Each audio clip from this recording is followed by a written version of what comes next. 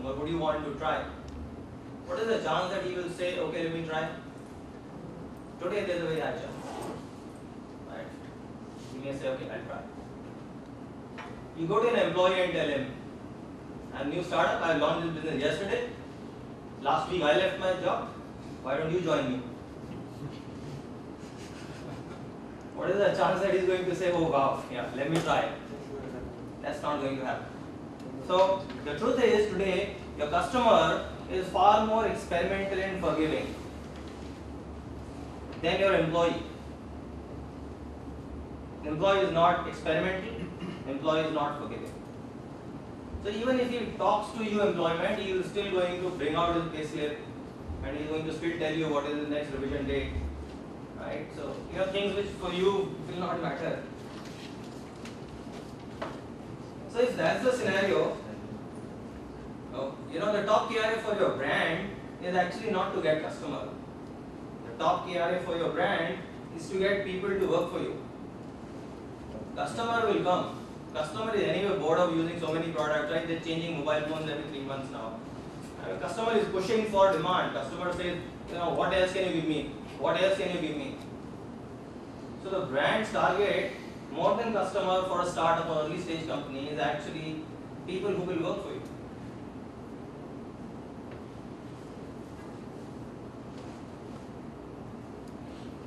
And so if that be the case, right, HR job is not to manage your people, it's actually to run your business. That's the role of HR. So HR is a new brand manager.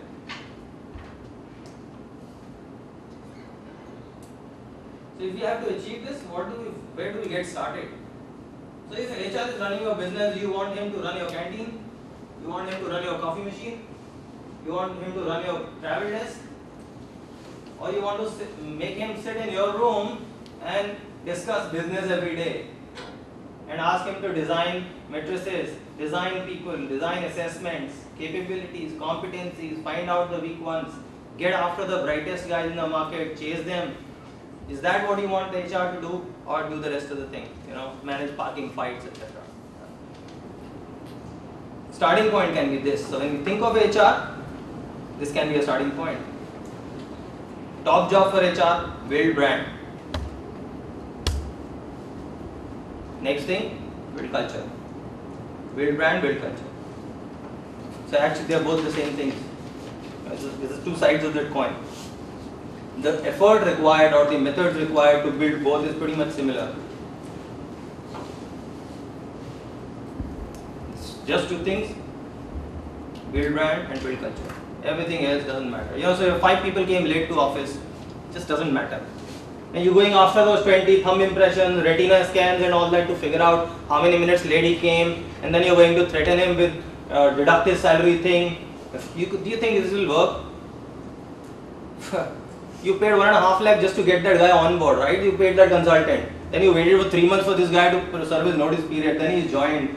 5th day he's coming 2 days late. What will you do? Nothing. You can't do anything. You can maybe see that report and feel sad about it. So as a startup or as an early stage company, what we need to figure out is what is it that we do in the name of HR? What is important, right? And you will realize to a lot of extent, lot of gadgets and stuff and software and things that we gather actually are not required at all. You could run that business very, very simply in a very, very attractive manner. If you had forgotten about just doing that attendance thing and little late mark thing here and there, those things. So build brand, build culture. Yeah. Could you elaborate a bit more on building the brand? I'm still not following the context. Yeah. So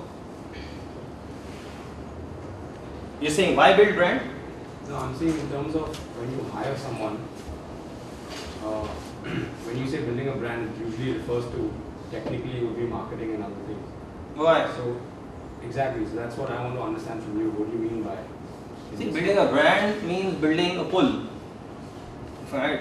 Building a differentiation. What is a brand, right? Brand is your representative of your business, right? What is the usage of a brand? The usage of a brand is that if a guy wants to buy a toothpaste, brand helps him differentiate a Colgate from whatever else, right? Now see, the fact is I can't recall any other toothpaste brand, because I just remember Colgate, and so there's a very high chance I may go and ask him to give me a Colgate. Right? Now that's brand, right? Other than that, I will go and say, give me a toothpaste. So brand helps people choose what they want to buy. So if it's a tool of differentiation, it will exactly work the same way when it comes to employment, right? It will help people choose which employment they want. And this is exactly how it works. People don't go out and search for a job in marketing. People go and search for a company where they can work.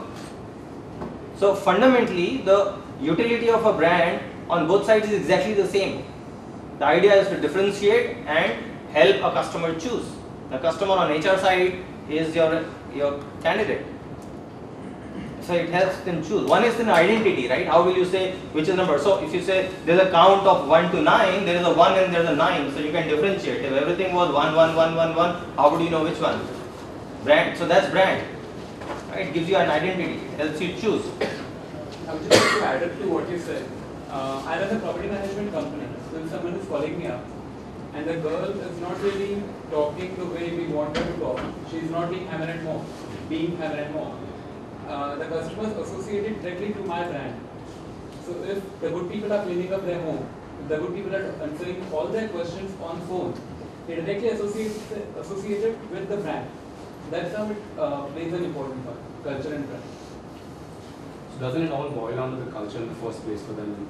We need to attract the right kind of people who will be your... Yeah, so see, eventually it will, a lot of things will matter.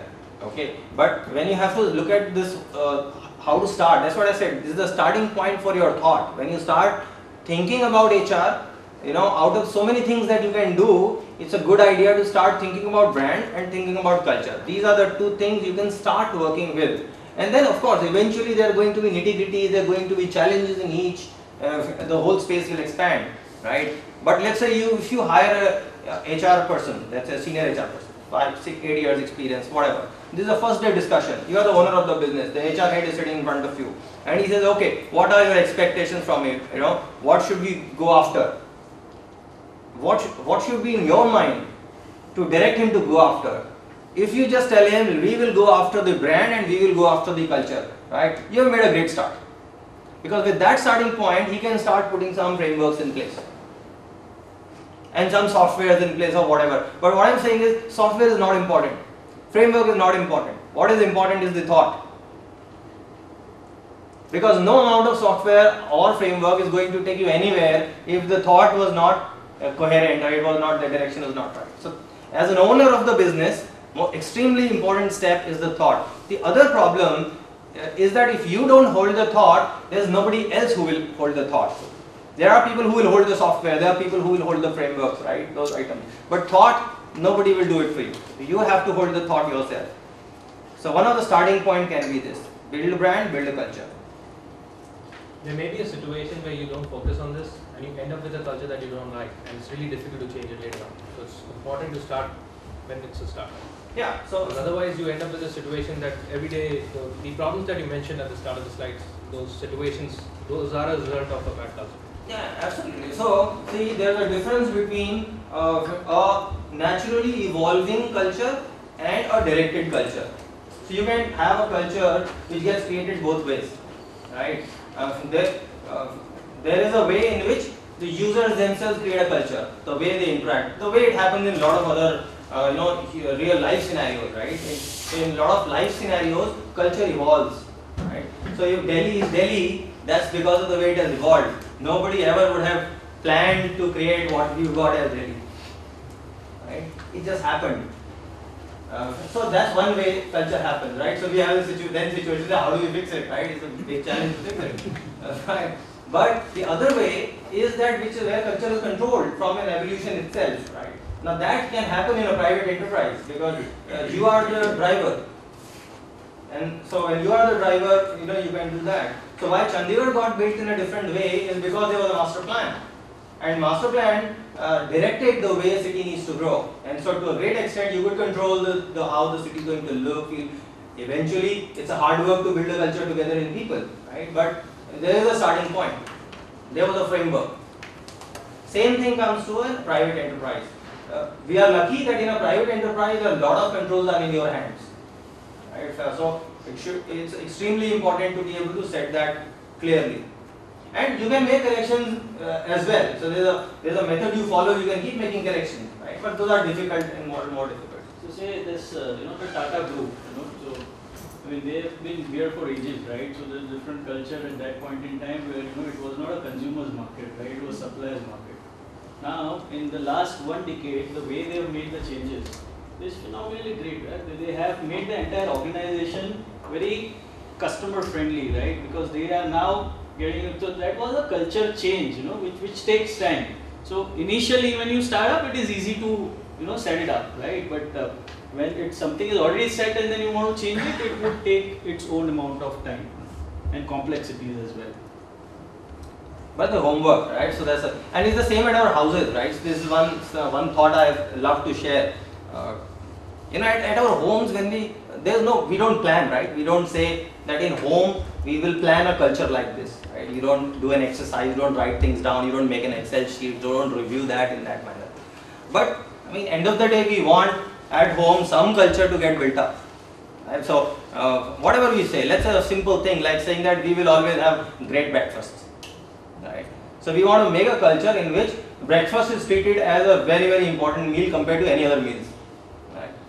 Now how will you do that? To be able to bring that on ground, you will have to still plan steps and say, okay, which means that our breakfast will run for an hour if other meals are cut short or simple. And so you will put a method behind it. You will say at least the key members of the house are going to really sit there and have it, so that kids see you and they also come and they also sit along and they participate. So you will display, you will walk that talk to be able to make it a reality.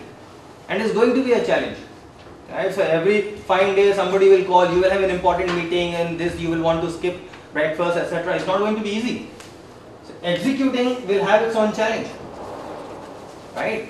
But then you will come back, because that's what the original thought. You will still come back. You will say, okay, let's put it back into practice. Yeah, so that's the effort owners need to do to be able to put things in place.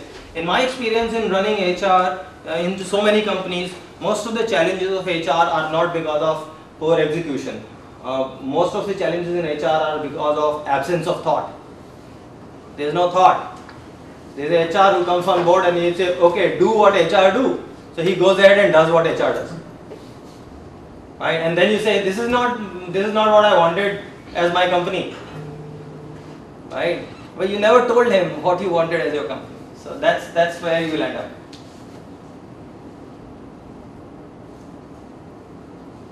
So what I'll encourage is, during the course of the workshop, wherever we talk about something and you think that that is not in line with our build brand and build culture thought, raise your hand. Let's argue about it. Because the philosophy is, everything you do, every execution step must be able to either aid in brand or aid in culture, or you don't do it. Right? So when we do this workshop, if we come across something, you say, why are we doing this? How is it aiding the culture? How is it aiding the brand? Let's argue about it. So either we will explain why it does, or we will pull it out. So next time we do workshop, we will not keep it.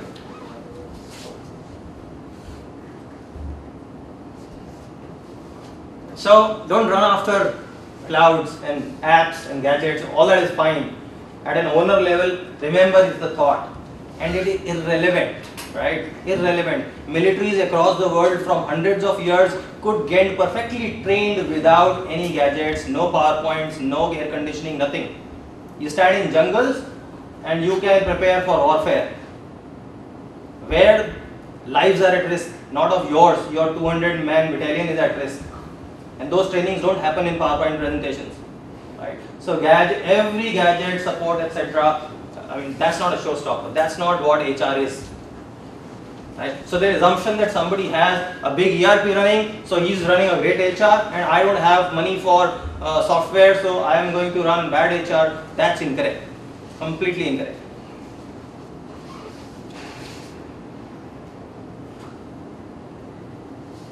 It's the content and the conduct.